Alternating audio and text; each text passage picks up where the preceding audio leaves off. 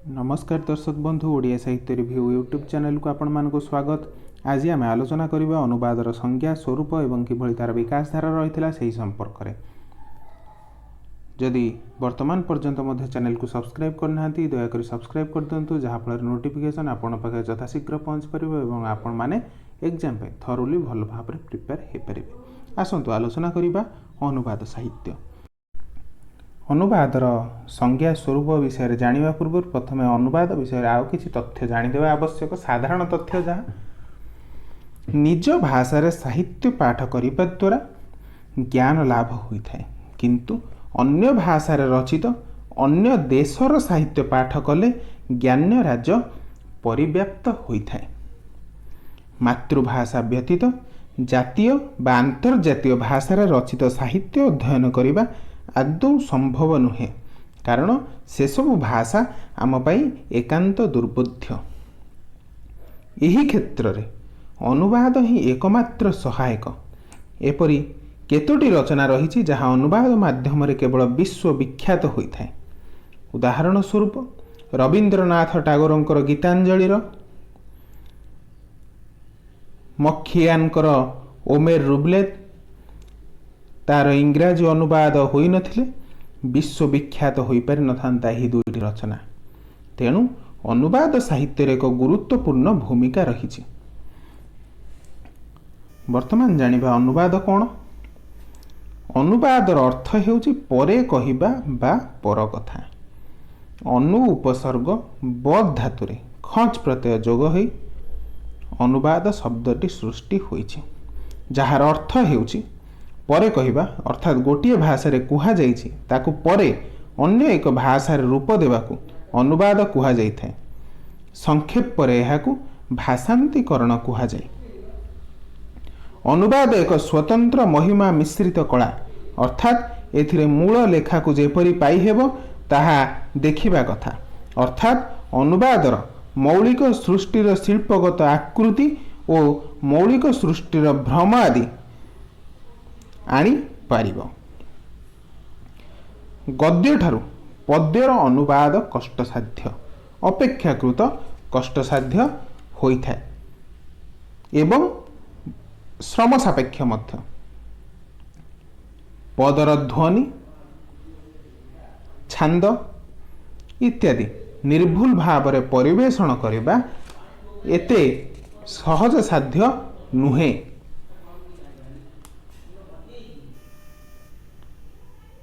विख्यात फरासी कथाकार आनातोले तांकर मतरे बा से अनुवाद को एक नारी सहित तुलना करिसंती एवं अनुवाद को एकाधारे सुंदर एवं सरस बोली से मत व्यक्त करिसंती। सेहि भली शब्दार्थ चिंतामणि रे अनुवाद को प्राप्तस्य पुनः कथने, अर्थात पूर्वर प्राप्त होइथिबा कथा को पुनर्बार व्यक्त करने को अनुवाद कुहा जाइथाय बोली कुहा जाइछि। तमिलनाडु साहित्य एकाडेमी आंचलिक सचिव तथा जेम जार्ग अनुवाद को एक साहित्यिक कला बोली उल्लेख करिसंती। समालोचक स्टेबलेजर तांकर मतरे अनुवाद एक प्रतीक बा से अनुवाद को एक प्रतीक भाव में ग्रहण करिसंती। समालोचक ओडिया समालोचक चित्तरंजन दासଙ୍କ मतरे अनुवाद ज्ञानर गवाक्ष खोले। गवाक्ष कौन? गवाक्ष हेउछि द्वार बा अनुवाद ज्ञानर द्वार को खोली थाए, विश्व को अनुभव करिबार दिव्य दृष्टि देखाई थाए। अनुवाद आबद्ध कोठरीर खोला झरका सदृश। से झरका बाटे खोली चलिले पृथ्वीर प्रकृति प्रतिभात होता है देखा जाए। अनुवादक शोसेंक मतरे अनुवाद भाषा शैली तथा भाव वस्तु को गुरुत्व दे थाए। अनुवादर मूल रचना करी सुंदर और स्वाभाविक सावलील मुग्धकर होता है। अनुवाद साहित्यर स्वरूप यदि आमे देखिबा कौन, अनुवाद शब्दर अर्थ हेउछि परे कहिबा बा जहा गोटे भाषा कुहा जाइछि ତାହାକୁ ଅନ୍ୟ ଭାଷାରେ ରୂପ ଦେବା କାର୍ଯ୍ୟକୁ ଅନୁବାଦ କୁହାଯାଇଥାଏ। ସଂକ୍ଷେପରେ ଏକ ଭାଷାନ୍ତରୀକରଣ କୁହାଯାଇଥାଏ, ଯାହା ମୁଁ ପୂର୍ବରୁ କହିଲି। ଅନୁବାଦ ଏକ ସ୍ୱତନ୍ତ୍ର ମହିମା ମଣ୍ଡିତ କଳା। ଏଥିରେ ମୂଳ ଲେଖାକୁ ଯେପରି ପାଇହେବ ତାହା ଦେଖିବା କଥା, ଅର୍ଥାତ୍ ଅନୁବାଦରେ ମୌଳିକ ସୃଷ୍ଟିର ଶିଳ୍ପଗତ କଳା, ଆକୃତି, ଭାବ ସମୃଦ୍ଧକୁ ଅବିକୃତ ରଖାଯିବା ଉଚିତ। ଅନୁବାଦ ଗଦ୍ୟଠାରୁ ପଦ୍ୟର ଅନୁବାଦ କଷ୍ଟସାଧ୍ୟ ଏବଂ ଶ୍ରମ ସାପେକ୍ଷ। ପଦ୍ୟର ଧ୍ୱନି, ଛନ୍ଦ ଇତ୍ୟାଦି ନିର୍ଭୁଲ ପରିବେଷଣ କରିବା ଏତେ ସହଜ ନୁହେଁ। ତେଣୁ ଅନୁବାଦର ମୂଳ ଭାଷା ଓ ଅନୁବାଦ କରାଯାଉଥିବା ଭାଷାରେ ଦଖଲ ଆବଶ୍ୟକ, ବା ଦୁଇଟି ଯାକ ଭାଷା ବିଷୟରେ ବିସ୍ତୃତ ଭାବରେ ଜାଣିଥିବା ଆବଶ୍ୟକ, ବା ଭାଷା ସମ୍ବନ୍ଧୀୟ ଜ୍ଞାନ ରହିଥିବା ଆବଶ୍ୟକ। ଏହାଦ୍ୱାରା ଅନୁବାଦଟି ଏକ ଶ୍ରେଷ୍ଠ ଅନୁବାଦ ରୂପରେ ବିବେଚିତ ହୋଇଥାଏ। ନହେଲେ ଶବ୍ଦ ଚୟନ, କାବ୍ୟ ଚୟନ ବା କାବ୍ୟ କଥନ, ଭାବ, ଭାଷା ସମ୍ପ୍ରସାରଣ, ଦୃଷ୍ଟି ପ୍ରତି ସତର୍କ ନହେଲେ ତାହା ସଫଳତା ପାଇପାରିବ ନାହିଁ ବା ସଫଳତା ଲାଭ କରିପାରିବ ନାହିଁ। ଜଣେ ଅନୁବାଦକ ଅନୁବାଦ କରିବା ସମୟରେ ବିଶେଷ ବିଷୟରେ ପ୍ରତି ଧ୍ୟାନ ଦେବା ଆବଶ୍ୟକ। ମୂଳ ରଚନାର ବୈଶିଷ୍ଟ୍ୟ, ଭାଷା ଓ ବୈଜ୍ଞାନିକ ଦିଗ ପ୍ରତି ସଚେତନତା ଥିବା ଆବଶ୍ୟକ। ସାହିତ୍ୟ ଓ ଭାଷାର ବିଭିନ୍ନ ଦିଗ ଯଥା କବିତା, ଉପନ୍ୟାସ, ଗଳ୍ପ, ନାଟକ, ଏକାଙ୍କିକା, କାବ୍ୟ ଇତ୍ୟାଦିକୁ ନେଇ ଅନୁବାଦ କରାଯାଇପାରିବ। ତେଣୁ ଏହିସବୁ ସାହିତ୍ୟକୁ ଅଧିକ ଉନ୍ନତ କରିବା ପାଇଁ ଅନୁବାଦକୁ ଆପଣେଇ ନେଇଥାଉ। ସେଥିପାଇଁ ଆମେ ବିଭିନ୍ନ ଭାଷାର ଆକ୍ଷରିକ କଥାବସ୍ତୁକୁ ଜାଣିବା ପାଇଁ ଚେଷ୍ଟା କରିଥାଉ। ଅନୁବାଦ ଦ୍ୱାରା ଆମେ ଏକ ଉତ୍କୃଷ୍ଟ ସାହିତ୍ୟ ପାଇପାରିଥାଉ।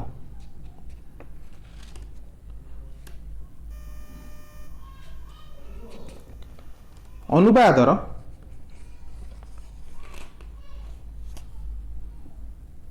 ପ୍ରକାର ଭେଦ ଦେଖିବା। ତା ପୂର୍ବରୁ ଆଉ କିଛି ଜ୍ଞାନ ଆହରଣ କରିବା।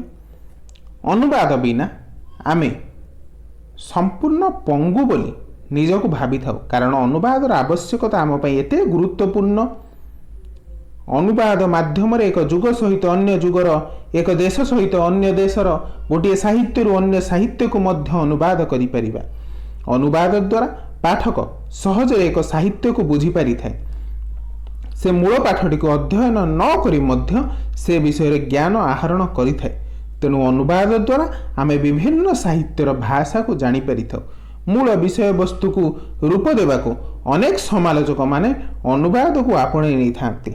ଗୋଟିଏ ଭାଷାରେ ବ୍ୟକ୍ତ ହୋଇ ରହିଥିବା ଭାବଧାରାକୁ ସମାଜ ସହଜ ଅଭିବ୍ୟକ୍ତି ମାଧ୍ୟମରେ ଆହରଣ ଓ ସମୀକରଣ ଅନୁବାଦ ମାଧ୍ୟମରେ ସମ୍ଭବ ହୋଇଥାଏ। କୌଣସି ପ୍ରକ୍ରିୟା ତାହା ମାଧ୍ୟମରେ ଆମେ ଗୋଟିଏ ଭାଷାର ରୂପ ପାଉଥିବା ଭାବବସ୍ତୁକୁ କେବଳ ଅନ୍ୟ ଭାଷାରେ ପ୍ରକାଶିତ କଲେ ଅନୁବାଦ ହୋଇଯାଏ ନାହିଁ, କାରଣ ପ୍ରତ୍ୟେକ ଭାଷା ନିମନ୍ତେ ଗୋଟିଏ ନିର୍ଦ୍ଦିଷ୍ଟ ପାରିପାର୍ଶ୍ୱିକ ପରିବେଶର ଆବଶ୍ୟକତା ସହିତ ଧ୍ୱନି, ରୂପ, ବାକ୍ୟ, ଅର୍ଥ, ଲୋକ ଉପାଦାନ ତଥା ଲୋକତତ୍ତ୍ୱର ସମର୍ଥନ ରହିଥିବା ଆବଶ୍ୟକ। ତାପରେ ଯାଇ ଅନୁବାଦଟି ଶ୍ରେଷ୍ଠ ହେଲା ବୋଲି ଆମେ ଜାଣିପାରିବା ବା ଲୋକମାନଙ୍କ ଦ୍ୱାରା ଆଦୃତ ହୋଇପାରିବ। ଅନୁବାଦର ପ୍ରକାର ଭେଦ କ'ଣ? ଅନୁବାଦକୁ ସାଧାରଣତଃ ଦୁଇ ଭାଗରେ ବିଭକ୍ତ କରାଯାଇଛି: ଆକ୍ଷରିକ ଅନୁବାଦ, ଭାବାନୁବାଦ ବା ମର୍ମାନୁବାଦ। ଆକ୍ଷରିକ ଅନୁବାଦ କ'ଣ? ଆକ୍ଷରିକ ଅନୁବାଦରେ କେବଳ ଆବିଧାନିକ ଅର୍ଥ ପ୍ରତି ଗୁରୁତ୍ୱ ଦିଆଯାଇଥାଏ। ଏଥିରେ ମୂଳ ବାକ୍ୟର ପ୍ରତିଶବ୍ଦର ଆକ୍ଷରିକ ଅର୍ଥ ସହିତ ମୂଳ ବାକ୍ୟକୁ ଅକ୍ଷୁଣ୍ଣ ରଖାଯାଇଥାଏ। ଫଳରେ ଏଥିରେ ଭାଷା ବିନ୍ୟାସ ବା ଭାବ ପ୍ରତି ଅନୁବାଦର ଦୃଷ୍ଟି ସୁଦୂର ପ୍ରସାରୀ ନ ହୋଇ ସଂକୀର୍ଣ୍ଣ ହୋଇଯାଏ। ଏ ପ୍ରକାର ଅନୁବାଦ ପାଠକ ପାଇଁ ରୁଚିକର ହୋଇନଥାଏ, କାରଣ ଯେହେତୁ ଏଟା ଅକ୍ଷର ଅକ୍ଷର ଅନୁବାଦ କରାଯାଇଥାଏ ବା ଗୋଟିଏ ଧାଡ଼ି ପୂର୍ବ ଭାଷାରେ ଯାହା ଲେଖାଯାଇଥାଏ ଅନୁବାଦ ଭାଷାରେ ମଧ୍ୟ ସେୟା ଲେଖାଯାଇଥାଏ। ସେଥିରେ ଜଣେ ଲେଖକ ଚାହିଁଲେ ଅନ୍ୟ କିଛି ଯୋଡ଼ିପାରେ ନାହିଁ, ତାହାକୁ ଆକ୍ଷରିକ ଅନୁବାଦ କୁହାଯାଇଥାଏ। ଯେହେତୁ ଲେଖକ ନିଜର जहाँ चाहूँची ताहा लेखिपारे नहीं बा आक्षरिक अनुवाद करते तेणु पाठक निमंते टिके बुझिबा पई कष्टसाध्य होता है। तेणु से ताहा पाठक पई आदृति लाभ करि न थाए। भावानुवाद बा मर्मानुवाद क्या कहुए? यही भावानुवाद बा मर्मानुवाद पाठकर अति प्रिय होता है। एथिरे मूल पाठर भाव बा मर्म को उपलब्धि करिबा परे ताहाकु निज भाषा शैली रे प्रकाश करने भावानुवाद मर्मानुवाद कहा जाए। केवल मूल पाठर विषय वस्तु को आनिले अनुवाद जो भाषा रे करा जाय थाए सेठिरे ताहाकु सही विषय वस्तु को आनी एठारे सही विषय वस्तु अनुଯାयी प्रयोग करा जाय थाए। तेणु ताहा लेखक पाठक निकट में अत्यंत प्रिय होता है। एथिरे मूल भाषार मौलिकता अक्षुण्ण रखा जिबा सहित विषय विन्यास सावलीलता भाषा और भावर प्राकृतिकता ताहा प्रति अधिक गुरुत्व दिया जाए। अनुवादर ये क्षेत्र में स्थान कालर वर्णन चरित्र चित्रण रे स्वाधीनता प्राप्त करिथाए। यह बेले बेले मूल पाठ भली बा ताठारु अधिक सुखपाठ्य होइथाए बा मूल पाठ जे भली आनंददायक होइथाए ताठु ये मध्य अधिक आनंद प्रदान करिथाए, अधिक सुख प्रदान करिथाए। आउ गोटिए अनुवाद देखा जाइथाए साधारणतः ताकू छाया अनुवाद बा अनुसरणात्मक वाद कहा जाइथाए। छाया अनुवाद अनुसार मूल विषयटी को ग्रहण कर तार छाया बा अनुसरण करा जाई लेखा जाइथाए। अनुवाद ए क्षेत्र रे अनुवाद को पूर्ण स्वाधीनता लाभ करिथाए। जो अनुवादटी अनुवादक लिखिथाए सेतिरे से तार निजर स्वाधीनता हिसाब रे से लिखिथाए। से निज इच्छा मुताबक जोग विजोग प्रस्तुति विस्तुति इत्यादि प्रक्रिया अनुवादक कार्य संपूर्ण करिथाए। से निज इच्छा रे जहाँ से रखिबा चाहूଥାଏ ताहा सेटार से रखि परिथाए। स्वरूप आउ प्रकृति दृष्टि अनुवाद साधारणतः दुई प्रकार। गोटे हूँ बाह्य आधार, गोटे हूँ प्रकृति भित्तिक बा आंतरिक आधार। बाह्य आधार क्या कहुए बा बाह्य आधार पुणी तीन भाग विभक्त। गद्य पद्यत्व अनुवाद, रूपगत बा साहित्यिक अनुवाद एवं विषयगत अनुवाद।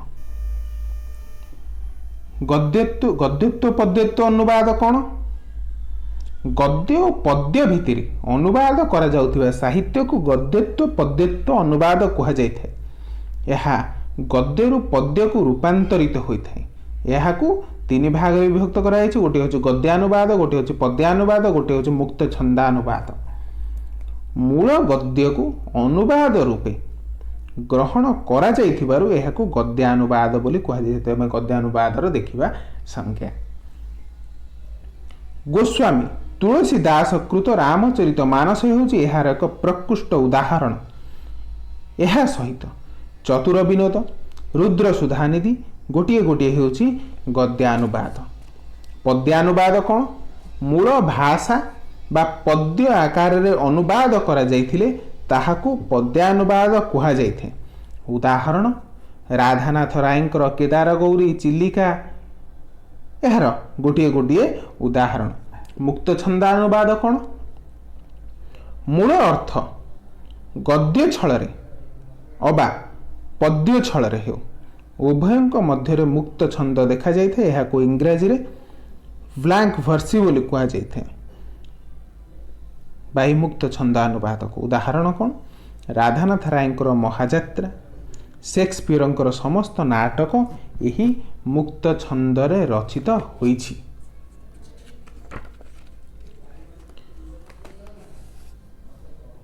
रूपगत बा साहित्यिक अनुवाद कौन?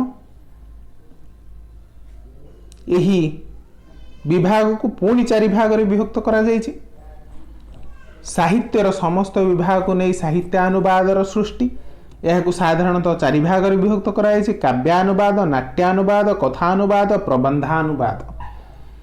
काव्यानुवाद कौन कौन आसिबो काव्य कविता से भली नाट्यानुवाद नाटक एकांकिका कथानुवाद कहानी गल्प उपन्यास इत्यादि आसुथिला बेले प्रबंधानुवाद प्रबंध समालोचना जीवनी आत्मजीवनी रम्य रचना इत्यादि इत्यादि आसिबो।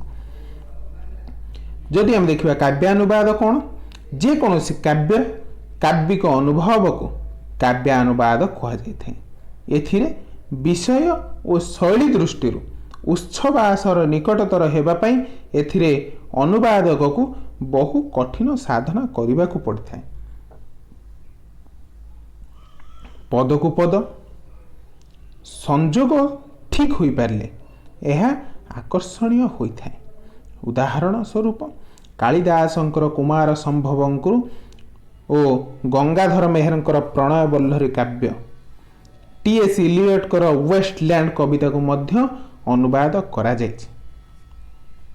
नाट्यानुवाद कौन नाट्यानुवाद पाठक एवं दर्शक उभय को दृष्टि रखी अनुवादक अनुवाद करने को होता है। गोटे भाषारू नाटक को बा गोटे भाषा रचित नाटक को अन्य भाषार अनुवाद कला बेले एथिरे अंक संलाप को विशेष भाव में दृष्टि देवा आवश्यक होता है। कथानुवाद कौन उपन्यास गल्प कहानी इत्यादि को नहीं कथानुवादर सृष्टि होता है। प्रेमचंदकर गोदान उपन्यास जहाँ को 6 माण 8 गुंठ अनुवाद करा जायछि। 6 माण 8 गुंठ गोलोक बिहारी धलंकर गोदान अनुवाद मध्य करा जायछि।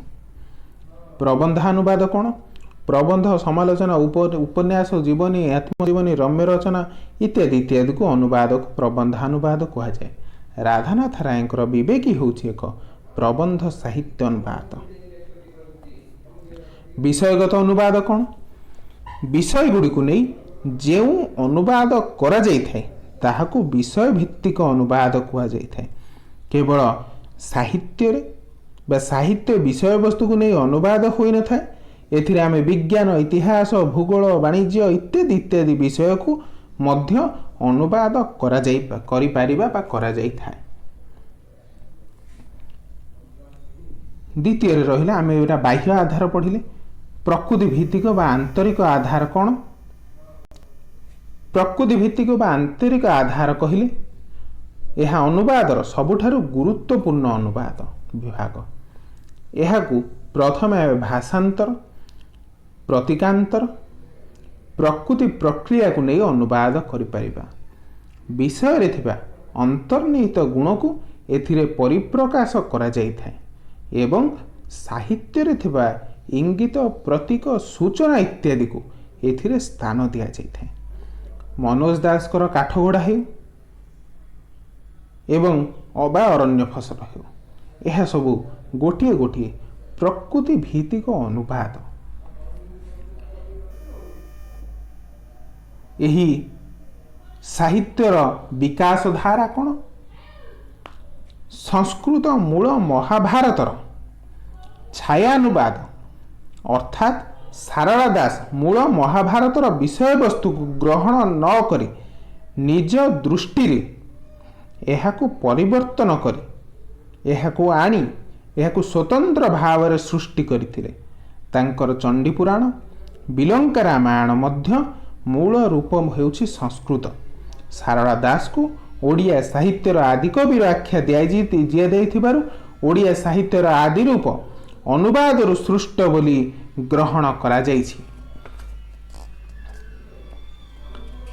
आउ किए अनुवाद करिसंती ओडिया साहित्य पंचसखा जुगर जगन्नाथ दास बलराम दास अच्युत दास केते गुडी अनुवाद साहित्य रचना करिसंती। बलराम दासकर दांडी रामायण जगन्नाथ दासकर श्रीमद् भगवत गीता एवं अच्युतानंद दासकर हरिवंश इत्यादि ओडिया साहित्य एक स्वतंत्र पर्याय सृष्टि करिथिला। जयदेवंकर गीत गोविंद एवं श्रीमद् भगवत गीता को बहु अनुवादक ए पर्यंत अनुवाद करियछंती। सेहीपरि आधुनिक जुगर व्यासकवि फकीर मोहन रामायण महाभारत श्रीमद् भगवत गीता एवं तांकर बौद्धावतार काव्य मध्य एक सफल अनुवाद। ସେହିଭଳି ରାଧାନାଥ ରାୟଙ୍କର ମେଘଦୂତ, ତୁଳସୀ ସ୍ତବକ ଗୋଟିଏ ଗୋଟିଏ ସଫଳ କୃତିତ୍ୱ। ଏହା ସହିତ ନନ୍ଦିକେଶ୍ୱରୀ, ଚନ୍ଦ୍ରଭାଗା, କେଦାରଗୌରୀ, ଇତାଲୀୟ ଯୁବା ଇତ୍ୟାଦି ଇତ୍ୟାଦି ମଧ୍ୟ ଗୋଟିଏ ଗୋଟିଏ ଚମତ୍କାର ଅଭିବ୍ୟକ୍ତି। ତାଙ୍କର ପ୍ରବନ୍ଧ ବିବେକୀ ମଧ୍ୟ ଏକ କ୍ଷୁଦ୍ର ଗଦ୍ୟାନୁବାଦ। ଭକ୍ତ କବି ମଧୁସୂଦନ ରାଓଙ୍କର ନିର୍ବାସିତର ବିଳାପ, ଅଯୋଧ୍ୟା ପ୍ରତ୍ୟାଗମନ, ସୀତା ବନବାସ, ରାମ ବନବାସ, ଉତ୍ତର ରାମଚରିତ ଏଗୁଡ଼ିକ ମଧ୍ୟ ସଂସ୍କୃତ ଗ୍ରନ୍ଥରୁ ସୃଷ୍ଟି ହୋଇଛି। ସେ ମଧ୍ୟ କେତେକ ଇଂରାଜୀ ଗଳ୍ପ କବିତାର ସଫଳ ଅନୁବାଦ କରିଛନ୍ତି। ଓଡ଼ିଆ ସାହିତ୍ୟରେ ସତ୍ୟବାଦୀ ଯୁଗର ଗୋଦାବରୀଶ ମିଶ୍ର, ଘଟାନ୍ତର, ଅଭାଗିନୀ, ନିର୍ବାସିତା, 1817, ଦାସତ୍ୱମାନେ ଇତ୍ୟାଦି ଇତ୍ୟାଦି ଗୋଟିଏ ଗୋଟିଏ ଅନୁବାଦ ପୁସ୍ତକ ରଚନା କରିଛନ୍ତି। ନୀଳକଣ୍ଠ ଦାସ ଟେନିସନଙ୍କର ଏନରୋଥ୍ ଆଡଲ୍ଟକୁ ଦାସ ନାୟକ ଭାବରେ, ଦ ପ୍ରିନ୍ସେସ୍ ତାକୁ ପ୍ରଣୟନୀ ଭାବରେ ନାମିତ କରିଛନ୍ତି। ହରିହର ମିଶ୍ର ଭଗବଦ ଗୀତା, ଲିଙ୍ଗରାଜ ପାଣିଗ୍ରାହୀଙ୍କର ରାମାୟଣ, ଗୋଦାବରୀଶ ମହାପାତ୍ରଙ୍କର କେତୋଟି ଇଂରାଜୀ ଗଳ୍ପର ମଧ୍ୟ ଅନୁବାଦ ଦେଖିବାକୁ ମିଳିଥାଏ। ସ୍ୱାଧୀନତା ପୂର୍ବବର୍ତ୍ତୀ କାଳରେ ଆଉ କେତେକ ଅନୁବାଦକ ଏହି ଅନୁବାଦ ଲେଖନୀ ଚାଳନା କରି ଓଡ଼ିଆ ଅନୁବାଦ ସାହିତ୍ୟକୁ ପରିପୃଷ୍ଠ କରିଥିଲେ। ରାମଚନ୍ଦ୍ର ଆଚାର୍ଯ୍ୟଙ୍କର ପୀୟୁଷ ପ୍ରବାହ, ପଦ୍ମଚରଣ ପଟ୍ଟନାୟକଙ୍କର କେତୋଟି ଅନୁବାଦ କବିତା, ଅଜୟ ଚନ୍ଦ୍ର ଦାସଙ୍କର କାବ୍ୟଗୁଚ୍ଛ, ଶେଷବନ୍ଦୀ ଭାରତ, ଚନ୍ଦ୍ରମଣି ଦାସଙ୍କର ବିଜନପଲ୍ଲୀ, ଉଦୟନାଥ ଷଡ଼ଙ୍ଗୀଙ୍କର ଟମ୍ ବାବାଙ୍କ କୁଟୀର ଯେଉଁ ଥିଲା, ଗୋପବନ୍ଧୁ ଚୌଧୁରୀଙ୍କର ଆରବ୍ୟ ରଜନୀ ଇତ୍ୟାଦି ଏହି ସମୟରୁ ଅନୁବାଦକମାନଙ୍କର କେତୋଟି ଉଲ୍ଲେଖଯୋଗ୍ୟ କୃତି। ସ୍ୱାଧୀନତା ପରବର୍ତ୍ତୀ କାଳରେ ମଧ୍ୟ ବହୁ ଅନୁବାଦକ ଓଡ଼ିଆ ଅନୁବାଦ ସାହିତ୍ୟକୁ ପ୍ରଗତି ପଥରେ ଆଗେଇ ନେଇଛନ୍ତି। ସେମାନଙ୍କ ମଧ୍ୟରୁ ରାଧାମୋହନ ଗଡ଼ନାୟକ ତାଙ୍କର ଇଂରାଜୀ କାବ୍ୟ ସୋରାବାନ ରୋସ୍ତମ, ଏକ ସଂସ୍କୃତ କାବ୍ୟ ଶ୍ରୀ ଗୀତ ଗୋବିନ୍ଦ, ମେଘଦୂତର ସଫଳ ଅନୁବାଦ କରିଛନ୍ତି। ସେହିଭଳି ଅନନ୍ତ ପଟ୍ଟନାୟକଙ୍କର ମା ଭାଗ୍ୟକୁ କିଏ, ସୁରେନ୍ଦ୍ରନାଥ ଦ୍ୱିବେଦୀଙ୍କର ମୋ ନିଜ କାହାଣୀ ଏବଂ ବିଶ୍ୱ ଇତିହାସ, ଯାହା ଜବାହରଲାଲ ନେହେରୁଙ୍କର ଦୁଇଟି ପ୍ରସିଦ୍ଧ ଇଂରାଜୀ ଗ୍ରନ୍ଥ ରହିଛି, ସଚ୍ଚିଦାନନ୍ଦ ରାଉତଙ୍କର ଛାଇ, ଯାହା ରୁଷୀୟ କଥା ତଥା ଇଂରାଜୀ ଗଳ୍ପର ଛାୟାରେ ଅନୁବାଦିତ ହୋଇଛି, ଗୋପୀନାଥ ମହାନ୍ତିଙ୍କର ବିଶ୍ୱବିଖ୍ୟାତ କୃତି,